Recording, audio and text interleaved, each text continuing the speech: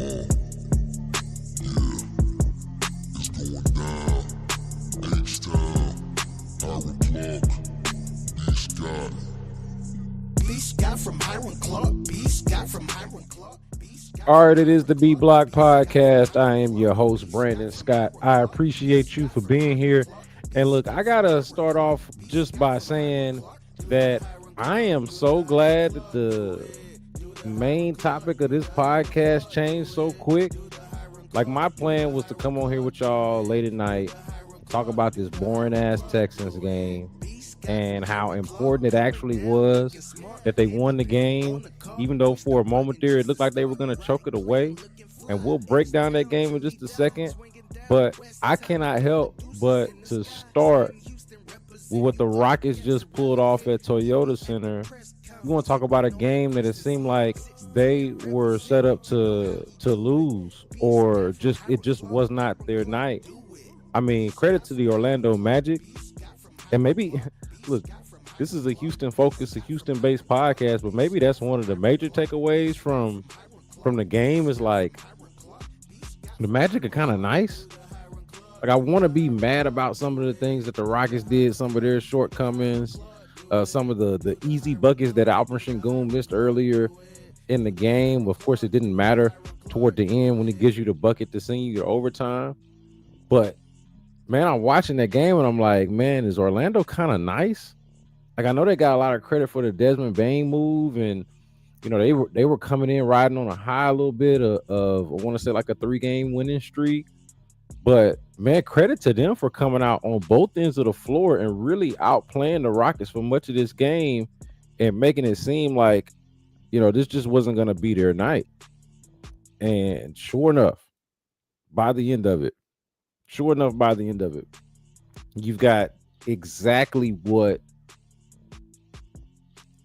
happened with the Rockets by the end of this game was exactly what the whole Kevin Durant experience is supposed to be about, or what that whole acquisition was supposed to be about by the time you got to the end of it. And so credit to the Rockets, man, for just kind of sticking with it on a night where it really seemed like they didn't really have it much, man. So, like, I mean, where do you want to start? Like, we can start with the Kevin Durant bucket at the end. We can start with Alperen Sengun's bucket to send it to overtime. I kind of want to start with Reed Sheppard tripping Desmond Bane. Like, at what point, as good as this game was and as exciting as the game was, I thought that this was going to be like the big talking point for the game, because, and look, there's always like something, feels like there's always something odd happening, some kind of sideshow happening at a game that takes you away from it. But this was one of those where, and if y'all missed it, Reed Sheppard goes up for a shot, Desmond Bane stuffs him, talks a little smack, and Reed Sheppard puts his leg out there and trips him. I could not decide, and I'm curious what y'all think, how y'all reacted to it if you did see it. I could not decide if I thought that this was like sucker behavior, or if I thought it was hilarious, or if I thought it was both. But I did like the fact that, like, so it was definitely both. It's sucker behavior, tripping a dude like that because he blocked your shot and talked a little noise to you, talked a little mess to you. And hilarious because, I mean, even Ryan Hollins was on the broadcast laughing about it because it's something that it feels like what happened in, you know, grade school, you know, on the playground or something like that. But how about Reed Sheppard? And he is not the A topic from this game, but how about him just showing the confidence that you have seen from him over the last couple of games, or not? But even it's not just confidence, like the swagger of Reed Sheppard. You got him knocking down threes and dancing afterwards. You got him letting Desmond Bane, who I'm assuming would probably wipe the floor with Reed Sheppard, but letting him know that he wasn't going to take no mess, and he wasn't finna just stand over me and talk crazy to me just because you blocked my shot like that. And so, I really like the energy from this team right now, and especially from guys that are around the, let's call it the big three as we know it right now. But specific to this game tonight, okay, the Rockets coming back from a double digit deficit and forcing overtime and eventually just leaning on Kevin Durant for what seemed like a really tough offensive night. And that's what this is about. To me, the big takeaway from the game is a year ago, you play this game last season and you lose this game. You play a game last season where it doesn't feel like you're shooting the ball as well. The other team is sort of outplaying you on both ends of the floor. They're shooting it well. Now they dialed up their defense a lot better, a lot more so in the second half. The Rockets did, but you play a team that is basically outplaying you for a good stretch of the game, and then it gets close at the end. Where do you go? What do you do? And this has been the discussion about the Rockets about finding a closer. Where do they find their closer? Of course, they got Kevin Durant, and so everybody looks at that and says there's their closer situation solved. Yeah, we're seeing it play out in real time, but not just that. The guys around Kevin Durant, like this is the way I put it. Get the ball to Kevin Durant and good things will happen. Do things around Kevin Durant, give him some help, and even better things will happen. Get the ball to Kevin Durant and good things will happen. Give him some help and better things will happen. And what you saw was the help from Alperen Sengun, despite the fact, which has been pointed out quite a few times since the game ended, that he missed a lot of bunnies. He missed a lot of shots that he would normally make. And I thought that was the case for a couple of guys in this game where shots just weren't falling. And this was a game where it was just about sticking with it for the Rockets, kind of just staying with it. They were asked, I think even Ime Udoka was asked after the game about like what changed from the time when they weren't really getting it done to the time that they were. And the point that he made was like, man, they just kind of just kept playing. And that was just really the name of the game. I thought that was the case in both games. Like this is what stood out to me. And of course, the Rockets have, they sweep this homestand, right? They won all three games. I was there for the Wizards game last Wednesday or whenever it was. But they've won all three of these games. They beat the Wizards on Wednesday, beat the Trailblazers on Friday in their NBA Cup game. So they're 1-1 in their NBA Cup and or in their NBA Cup record and standings. And then they beat the Magic tonight. But the big thing to me about all three of the games was how like the level of competition it felt like, the quality of the opponent, at least from the quality opponent based off of the performance you got. Let's just say the quality of the performance from the opponent. And certainly I think it's probably fair anyway to say to go from the Wizards, who are the worst team in basketball, to Portland and Orlando, who are probably similarly situated right now, but I would say Orlando has a step up, a step above Portland. Of course, they were in the playoffs last year. So the quality of the opponent goes up each night. And the Rockets have to find a different way to win. Of course, they wipe the floor with the Wizards as they're supposed to. But man, the Portland Trailblazers came out there to play. Like they put them away eventually. I understand. And you look at the final score and it doesn't really look like much. But early on in that game and at various points of that game, like it was very competitive. And the Rockets, I felt like had to really dial it up and dig deep.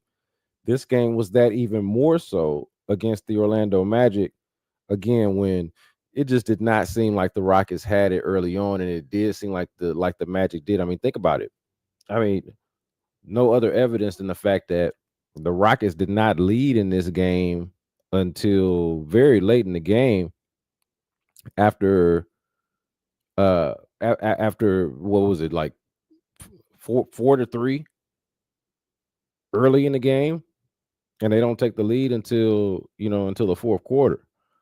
So this was Orlando's game. They got to really be kicking themselves for letting this one go, having really dominated various points of the game. So so my point there being just the Rockets finding multiple ways to win, finding ways to win. This reminds me of a game earlier in the year where I pointed out how, like, even when it doesn't look like they're good enough to where even when it doesn't look perfect, even when things kind of are going south a little bit. They got some things that they can rely on, some things that they can lean on that can bail them out of some situations. I thought the last few games you've seen really why the Rockets have the number one offense in basketball. And this is a point that I've made before, but it's worth making again. It's not just the fact that they're this good, that they have Kevin Durant, and they're this good on offense. It's the fact that they're this multiple on offense. They got all of these different ways that they can attack you, all of these different ways that they can beat you, whether it's Sengun, whether it's Amin Thompson, who did not have a particularly great game, but was still getting downhill and still doing Amin Thompson things. But you don't necessarily know on a given night, even though Kevin Durant is on the team and you know that that's an obvious threat and something that every team has to game plan for, you don't know on a given night exactly how the Rockets are going to give it to you. But at the very least, you know that if the game is close and if they keep it competitive and if they just kind of keep their heads and stay with it, stay in the game the way that they did on Sunday night, that they can just give the ball to Kevin Durant. This is something that Udoka talked about after the game as well. It's just like, hey, when things aren't really going as well, when guys aren't shooting the ball and making the shots that they normally make, normally you can rely on Kevin Durant. There have been a couple of games there. I want to say there was like a 2 or 3 game stretch there where Kevin Durant didn't have his best game. But what did you have? You have Amin Thompson, Alperen Sengun, of course, your bench, the emergence of Reed Shepherd, who I mentioned earlier, but should be pointed out, this guy was 6 of 11 from the field, 6 for 16 points, 7 rebounds. I mean, look, from what I could tell, I didn't even realize he had the highest plus minus of anybody on the team by a mile. But, and look, that's not a small thing. I don't think that's a small development for the Rockets. The fact that Reed Shepherd is not just a playable player, but he has become a weapon for them off the bench. He has become instant offense in a lot of ways. Was it the Blazers game where he comes in and immediately throws a touchdown pass to, I think it was Kevin Durant. It was either Durant or I think it was Kevin Durant. I could be mistaken there, but immediately, as soon as he gets in the game, throws a touchdown pass and is immediately impacting the game. And he's shooting the ball consistent with his scouting report on top of that. So this was just a good Rockets win, man. A good Rockets win and a good prototypical example of why it is that Kevin Durant is here, what his impact is on the rest of the players around him, because I think everybody else plays up as well. Like Alperen Sengun, even on a rough night, on a weird night like this, and I guess it's kind of odd to call it a rough night when he gives you the bucket to take you to overtime, but it was, I thought, a rough night by and large at times for Alperen Sengun. I mean, 11 to 31. I mean, that kind of speaks for itself. I mean, it's a 30 burger and a basket to send you to overtime. But like on a night like that, you still see the confidence, the improvement. Obviously, we talked about before how him being able to operate with more space has impacted his game. The confidence that you see in a Jabari Smith Jr. Look, and that's another kind of I don't know if he's like the 3rd or 4th or 5th most interesting story for the Rockets right now, given what they got going on. But that's another one where it's like, okay, and I mentioned this. If the number 3 overall picks, which show was it that I was doing when I made the point of like, if there are 2 number 3 overall picks and Jabari Smith Jr. and Reed Shepherd can play closer to like number 3 overall picks, and I feel like they have, then it completely changes the ceiling on this team. It's not just a nice young scrappy team that you threw Kevin Durant on and said go. Now it's different from last year. So really cool win for the Rockets. I'm gonna mention just real quick that U of H won in their first real test, the first real game U of H basketball. It is the first real opponent that they faced this year against Auburn. I did not get to catch a lot of this game, so I'm not gonna really break it down and try to pretend like I did. But just kind of sticking with the trifecta, U of H handles business against Auburn, and they are the number one basketball team, the number one team in the country in college basketball right now. So that's definitely something that we're going to have to keep an eye on. I know they got freshmen on there. The team looks a little different, but they also got a lot of familiar faces as well, or a few familiar faces as well.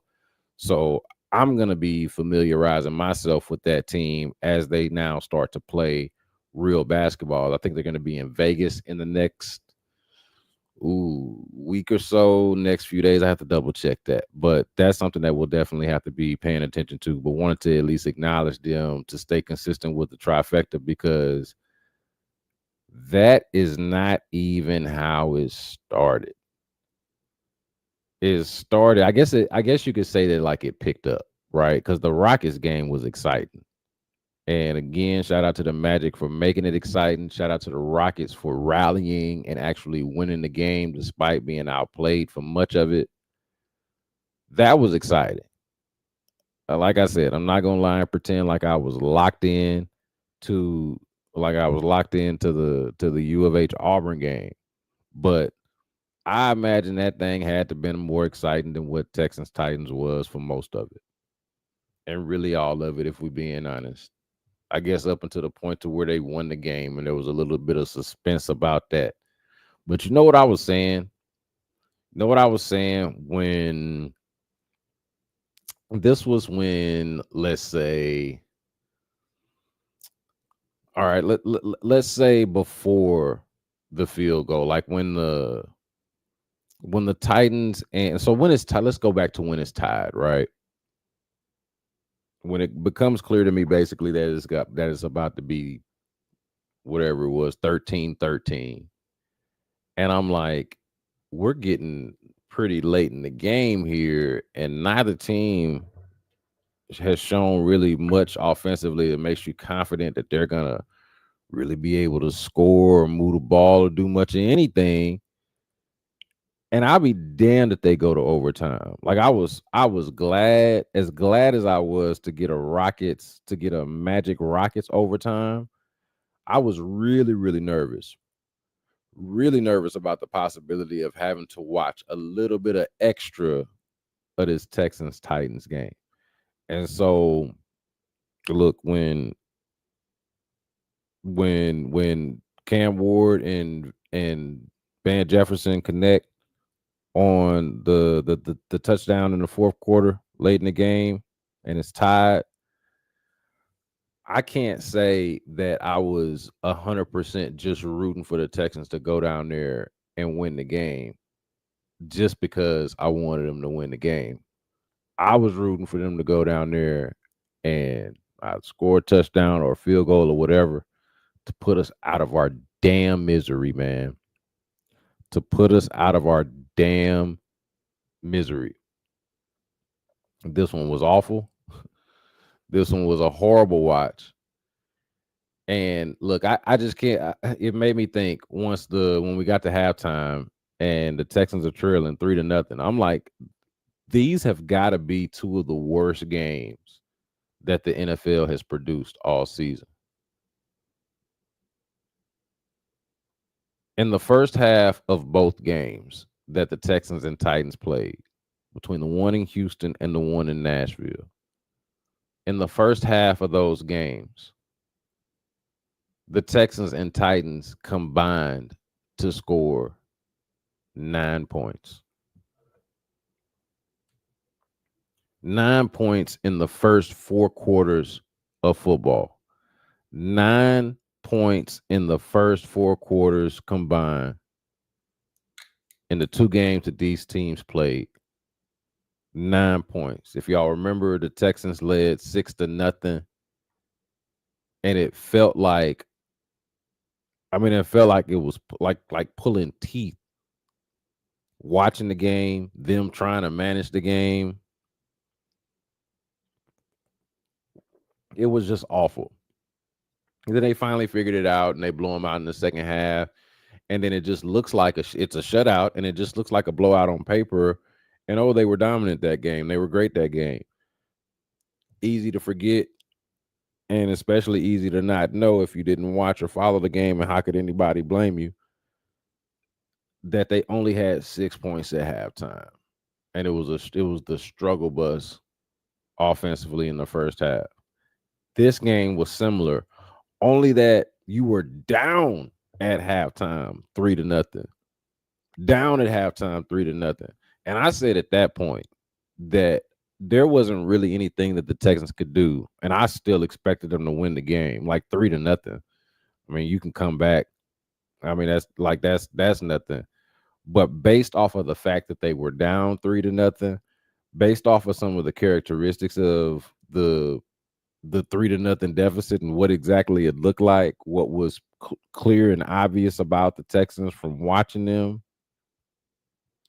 didn't have any confidence in much past what we're seeing, what we were seeing against the Titans. Like I figured they would win that game. Didn't know exactly how it would go down, that it would be a last second field goal by their emergency kicker or, their backup, the guy that's been, filling in for Kaimi Fairbairn over the last few weeks. And of course, he had missed a field goal earlier. One that they that didn't hurt him as much. I know they still didn't end up scoring on that drive, but like I don't know, man. I just it was it was so bad, and it was so bad against such a bad opponent, and you expected to look so much better.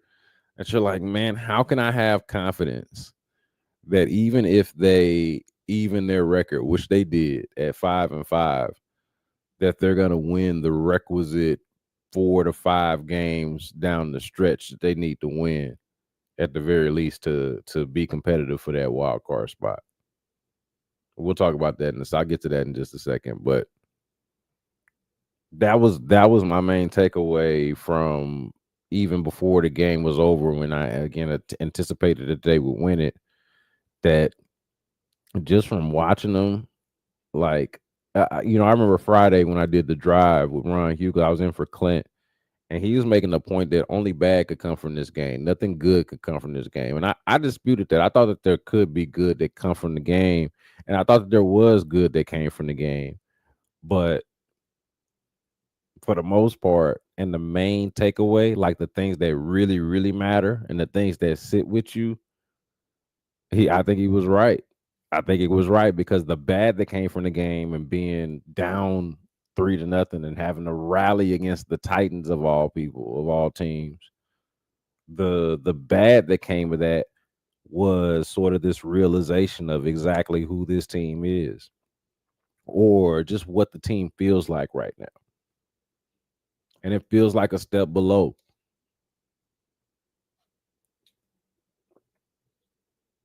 A step below what and who exactly?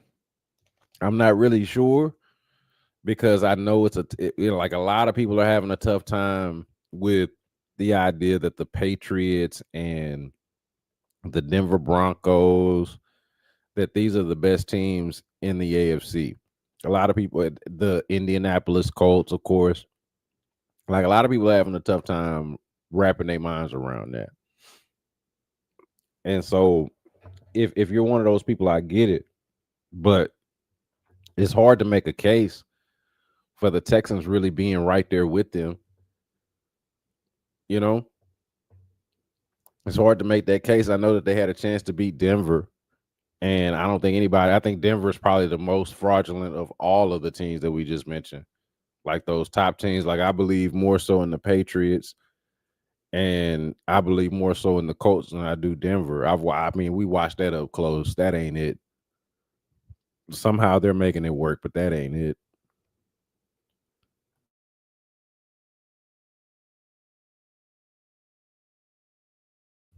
But they feel like they're a cut below. So look, and you could say maybe I'm being a little too critical. Hey man, cut them some slack. They're out there with their backup quarterback. You know, CJ Stroud had been out there. They'd have blown them out. Something similar to what they did at home. Yeah, well, maybe. But I also don't feel like the quarterback was anywhere close to being the problem in this game. Like, did any Texans fan watch this game and feel like quarterback play was the problem for the Texans? Did anybody watch this game and feel like, man, the offensive coordinator, the play calling, the scheme, the concepts, the sequencing of the plays, it's just not making sense. It's just not very good. Like, I don't know what they're trying to get here. Like, I didn't feel any of that. I thought the quarterback play was good. I thought the play calling was pretty good. And I thought when it came down to it, it was an offensive line that didn't quite measure up, that didn't quite stack up as well against the Tennessee Titans defensive line. And they couldn't run the ball worth a damn. And I think that's what hurt them. Like, the issue with the Texans is that they are not a good enough, they don't have a good enough passing game to be one dimensional. So they need to be able to run the ball credibly just to open. Like, balance is a necessity for this team, really just to function. If they don't have it, then and they become a one-dimensional team, it's gonna be really hard for them. It's gonna be really hard for them. Even if Davis Mills is out there giving you a 90.9 QB rating and he's 26 of 41 and he seems in command of the offense, which I very much think that he did. He did that. You don't really have the offensive line. You don't really have the reliability and the weapons outside of Nico Collins. Like, Nico Collins was excellent in this game. Of course, the touchdown. There are a couple of third down catches that are just like number one receiver. You know, just he had some moments here, right? 9 catches, 92 yards. Again, the touchdown that we mentioned. Just excellent. Dalton Schultz has been good. Dalton Schultz, I think, was good in this game. But I feel like the Texans need so much more from the Jaden Higginses of the world and the Jalen Knowles of the world. And we saw Xavier Hutchinson get involved and Jaden Higgins as well. But like, they've only barely really tapped into that. Only really barely tapped into that. And to me, it's just not dynamic enough of a passing game to be able to withstand, you know, being a couple of yards a carry like they were for a while. And it looks like they finished 3.5 yards a carry, but you're throwing in Davis Mills's a couple of rushes by him as well in there that's kind of skewing the numbers. They could not run the ball effectively worth a damn in this game. Point blank, period. And that to me is a big part of why they struggled. That ain't no excuse for 3-0. That ain't no excuse to me for only getting up 16 and needing a last second field goal from a journeyman kicker who's on his third team this season. To need that to win the game. Now, the D'Amico Ryans, the players, they'll tell you, hey, look, all that matters is we won the game. And ultimately, they are right. But when you start just trying to like get a feel, get an understanding, try to project, try to like evaluate, man, the offensive line, man, it's just up and down. And it's not good. It's not really good enough. Not really good enough across the board. Like that first drive. What a great example. And I'm talking about the offensive line, but really just the offense overall as a whole, outside of Nico Collins. Like, and this isn't a knock even on Davis Mills. Like, I thought Davis Mills was good. But like, outside of Nico Collins, man, it's just a bunch of guys, and it's not enough. It's not enough. It's not enough. You look at that first drive, and they're moving the ball. They convert a couple of really, I think, They have a couple of impressive conversions on third down. They find Jaden Higgins. They find, I want to say, Dalton Schultz, Nico Collins. They're making stuff happen. But then they are going to settle for a field goal, right? And it's like, okay, let's settle for this field goal. Let's make it happen. They missed the damn field goal. This impressive drive, you're moving the ball, you're making it happen, and you missed the field goal. Oh, but wait, it's all good. Got a penalty on Jeffrey Simmons. You got new life. You got an opportunity to hell with the field goal. You got an opportunity now to go get in the end zone, go score on these jokers. It's the worst team in the league. You need to put your foot on their throat. I thought even going in, like a big part of this game was going to be like getting out to an early lead. I said they should lead by 2 scores the entire game. They did not. They never did that. But this was to me the opportunity to go ahead and go do that or start that, right? Like that was my thing on Friday. Get out to a 2-score lead as soon as you are physically capable of doing so, and then never let go of that 2-score lead against a team like this. It's not what happened. It's not what happened. They even get it down to the 2 or 3 yard line and have to start moving backwards.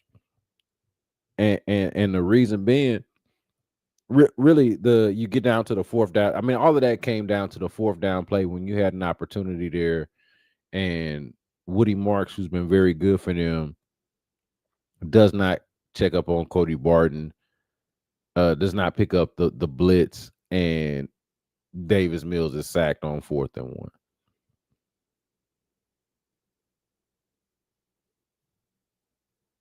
And I say 4th and 1, 4th and goal from the 1.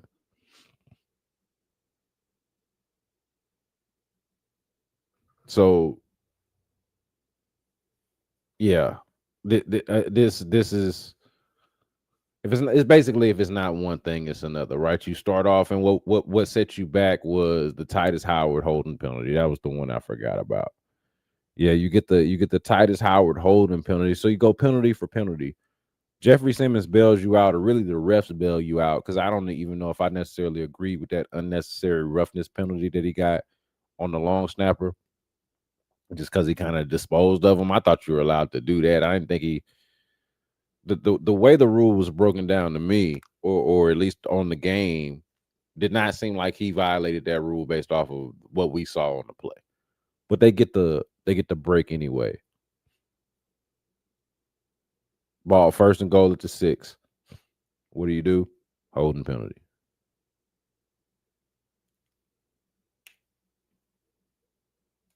What do? You get Dalton Schultz for 8 yards, but then you have the incomplete pass to Christian Kirk that you thought was a touchdown, and it wasn't. Now, I hate that I got this far without getting to this, but I'm gonna go ahead and touch on it because look, it if they had lost this game, this would have been, to me, a major story. It's a non-story, and so I shouldn't say I hate that I'm just not getting to it, because it is kind of a non-story. It's just they won the game, and it ultimately did not cost them anything. But the decision to challenge that incomplete pass, the one to Christian Kirk on the first drive, okay, on the first drive, man, the decision to challenge that was baffling, shocking. I couldn't believe it. I thought for sure that it was a mistake. And it made me wonder, it made me question, like, who is in charge? This is something that I could probably find out. Not who's in charge. Obviously, D'Amico is in charge of whether they challenge the call or not. But like, who's he getting his advice from? Who is he listening to? Who's talking? Who's in D'Amico Ryans' ear at that point? When you have an incomplete pass that everybody who's watching the game is able to identify, whether you were in the stands, whether you were watching on television, there wasn't a soul, a single soul who thought he caught that ball, who thought he completed that catch. He got his feet in, certainly, but he did not complete the catch through the ground. And we saw that very clear. And they challenged that on the first drive of the game. What's going on? What is that? And maybe I sound weak or weird for complaining about something that ultimately did not cost them anything, and they won the game, and everybody wants to celebrate and be happy about everything and all that. I get it. But that was like for that to be the first drive, a missed field goal. Okay, after you've moved the ball, right? Like you on a drive where it looks like you're solving your third down woes because you're moving the ball on third down until you're not. You miss a field goal, get bailed out with a nonsense penalty, commit your own penalty promptly right after that, and then you challenge a nonsensical. You challenge a nonsensical challenge, or make a nonsensical challenge on a play that everybody could see as clear as day. And then, of course, as the exclamation point on that drive, Woody Marks not picking up the blitz to get sacked on fourth down. That drive, that sequence of events to start the game really had me down about the Texans overall for that day. And like they did not do much until the second half, obviously, to make me feel any different. I called it a snooze fest in the headline. I'm not kidding about that. Like I'm not. That's not just like me trying to be cute or descriptive. I nodded off watching this game a couple of times. Nodded off. Like not long enough to really miss anything. Not that there was a lot to be missed, but like I'm in my movie room. The lights are off. I got multi-view up. I'm trying to be engaged, like, but relax at the same time. And this one just did not have a lot for me, or I did not have a lot for it. It was a chore to get through. But we got through it. Texans are 5-5. I think that is the important part of the story here. The most important part of the story is that even with all of that complaining that I just did, even with all of that griping that I just did about how the game sucked and about how uninspiring it is to beat the Titans 16-13 barely on a last second field goal and to trail against the Titans 3-0.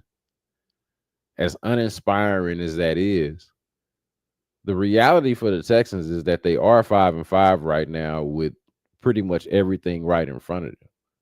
All of their goals, their future right, and maybe not all of them, because I don't think the division is as much in play. But they do play the division leader twice. They do have a couple of what maybe other people might call cupcakes on their schedule. I can't do that for nobody with the Texans. I'm sorry, I just can't. I don't care if it's the Raiders, the Cardinals, or even the Chargers, who always seem to get in their own way. I can't. I just can't. I can't call anybody just a cupcake for them. But you see how it's doable. Depending on what you think about those matchups against the Indianapolis Colts. I know a lot of Texans fans, and this is probably just the bias nature of it all, or I mean, I would say it would just be the bias influence of being anti-Colts, but a lot of people aren't believing in what they're seeing in the Colts. But you're 5-5, right there in the mix. Of course, Denver handled business against Kansas City. I was conflicted during that game. Y'all tell me how y'all feel about this. It was obvious that you needed Denver. Denver is it looks like they're gonna win their division, and if they don't, they're far above you in any kind of like wild card hopes. They beat you head to head, and they have such a better record. Like it, Denver winning is no sweat out the back at this point. You want them to beat Kansas City, and of course, you play Kansas City pretty soon here, so that's doing you some favors, evening you up with Kansas City record wise. That's the obvious play to root for if you're doing it from a Houston perspective, Texans fan perspective.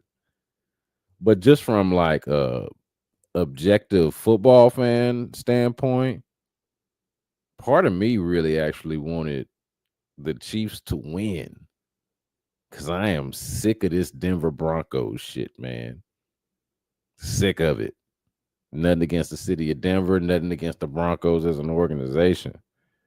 But this shit with Bo Nix and this offense that is not good. Not good. It's well designed. Sean Payton scheming some shit up. He got guys doing some stuff, man.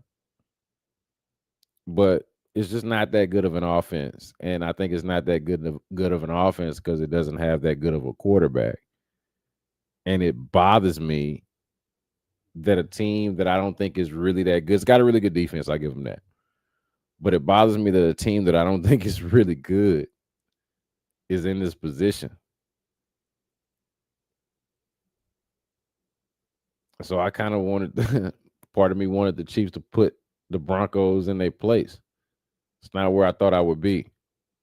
I mean, I just don't want to be in a place where we got to have like real significant convos about Bo Nix.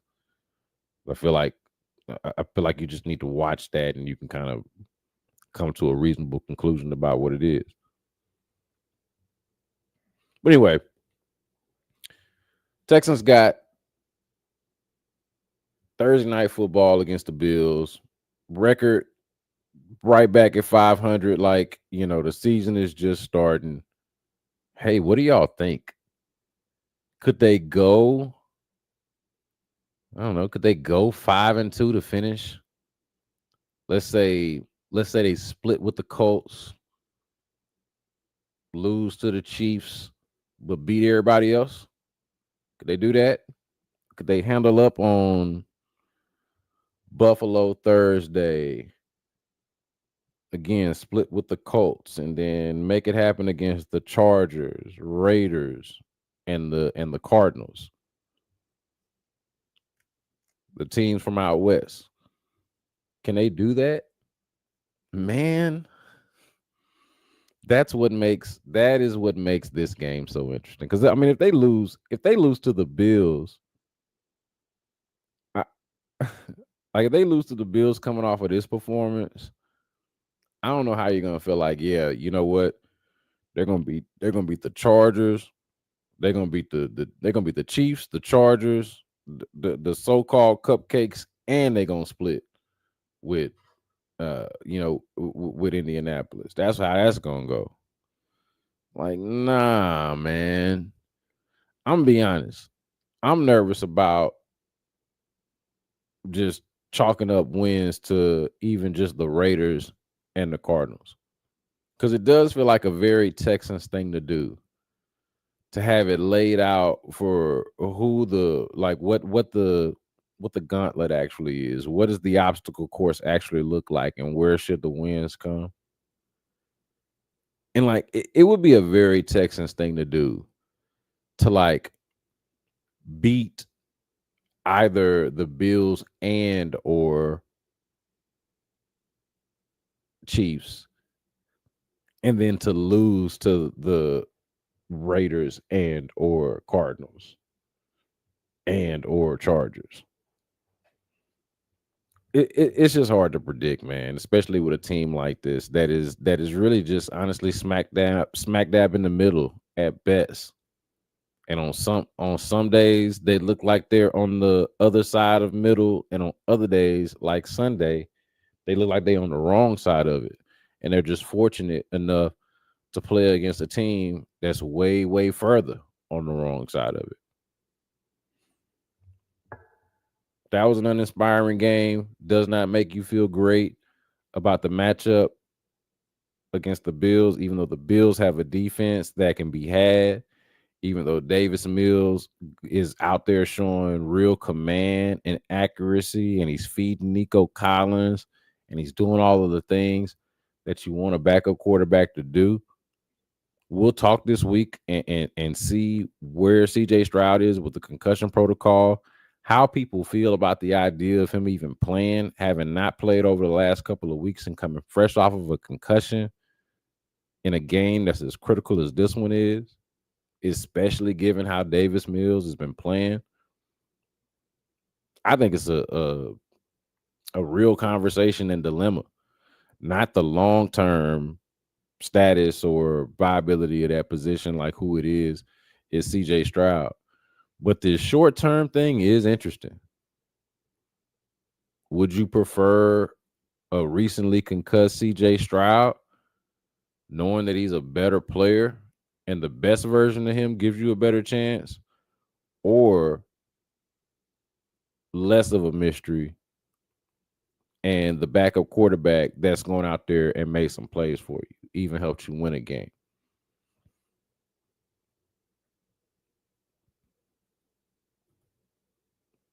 That part would be fun to figure out. I'll be here to do it with you, man, right here on the B Block Podcast. I appreciate everybody who joined in on the live. It means a lot. Make sure at the same time you are subscribed to the B Block Podcast on YouTube. If you're checking us out on the audio only platforms, I invite you and encourage you to come check us out on YouTube as well, and vice versa. Of course, if you're on YouTube and you ever just want to check out the B Block Podcast in the audio form, you can do that wherever it is you get your podcast, Apple, Spotify, all of those places. Rate the podcast, review the podcast, tell a friend about the podcast. And until next time, y'all be good.